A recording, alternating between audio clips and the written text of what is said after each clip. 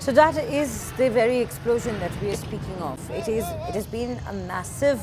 strike from the Israeli side, and as we were taking you through the details of the history between Lebanon and Israel, attacks and counterattacks have taken place through decades, but this is on a very different level. Let's yet again listen into what our colleague has to say from Beirut. रही है तो फिर एक साल तक युद्ध चला Hezbollah और इजराइल सेना के बीच में, जिसमें जो टॉप लीडरशिप हिजबुल्लाह की है पूरी तरह से साफ कर दी। यहां तक कि कई लोगों का दावा है कि 50% से भी ज्यादा हिजबुल्लाह की ताकत खत्म हो गई, उनके हथियार खत्म हो गए। फिर नवंबर 2024 में जो दोनों के बीच में यानी हिजबुल्लाह और इजराइल के बीच में युद्ध विराम हुआ, उस युद्ध विराम पर हिजबुल्लाह ने तो अमल किया, लेकिन इजराइल की तरफ से तब भी मन के मुताबिक जहां भी वो चाहते थे, जहां से भी उनको खतरा दिखता था, वहां पर वो एरियल स्ट्राइक कर रहे थे, बमबारी कर रहे थे, जिसमें जो है हिजबुल्लाह की तरफ से जवाबी कार्रवाई नहीं होती थी। लेकिन जब शनिवार को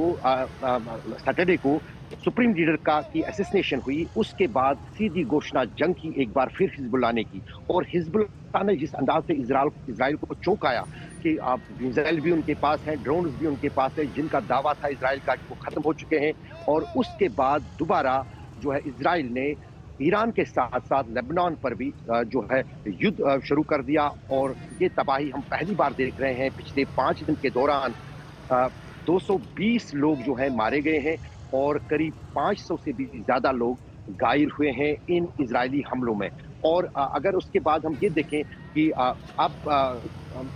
यहाँ जो आपने सवाल पूछा काफी महत्वपूर्ण कि क्या लोग कहाँ जा रहे हैं। लोगों को तो मदद जो है हिजबुल्लाह के वॉलंटियर्स ही कर रहे थे, लेकिन अब जब अपनी तरह वो कमजोर पड़ रहे हैं, अब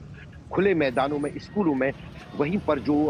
रेस्क्यू टीम्स हैं हिजबुल्लाह की, वो उनको मदद तो कह रही है, लेकिन उस हद तक वो मदद नहीं कर पाती हैं जिस तरह पहले करती थी, क्योंकि इजराइल को पता है कि ईरान ही इस ऑपरेशन के पीछे है, उन्हीं की मदद से जो है हिजबुल्लाह चलता है। लेकिन जब ईरान खुद जंग में पड़ा है, वो उस तरह की आर्थिक मदद जो है हिजबुल्लाह और हिजबुल्लाह के से जुड़े लोगों को नहीं पहुंचा पा रहा है। लेकिन ईरान के साथ साथ हिजबुल्लाह ने भी साफ कहा है कि वो आखिरी हद तक जाकर जो है इस युद्ध को लड़ाएंगे, भले ही वो खत्म हो जाए, लेकिन ये इनकी आर और पार की लड़ाई है। तो जाहिर है कि अब दो मोर्चों पर जो है इजराइल और अमेरिका ये युद्ध लड़ रहा है। खासतौर से इजराइल को उतना ज्यादा खतरा ईरान से नहीं है जितना हिजबुल्लाह से इसलिए है क्योंकि सीमा लेबनान और इजराइल की जो है दक्षिणी लेबनान के एक बड़े हिस्से पर है। वहां पर ग्राउंड इन्वेजन इजराइल की सेना ने शुरू किया है, और उस ग्राउंड इन्वेजन में इजराइल के सैनिकों के साथ 1-to-1 जो फाइट है वो हिजबुल्लाह के लड़ाकू लड़ रहे हैं, और वहां पर इजरायली सेना को काफी मुश्किल हो रहा है, क्योंकि इतिहास को भी याद करना होगा। 2006 में ऐसी ही परिस्थिति बनी 1-to-1 फाइट में, तब हसन नसरुल्लाह थे हिजबुल्लाह के पास, लेकिन लड़ाकू अभी भी हिजबुल्लाह के पास हैं, लेकिन उस तरह की लीडरशिप जैसे हसन नसरुल्लाह जैसी थी वैसी नहीं है। लेकिन यहाँ पर हिजबुल्लाह का कहना है कि उनके पास लीडरशिप की कोई कमी नहीं है, उनके जो नए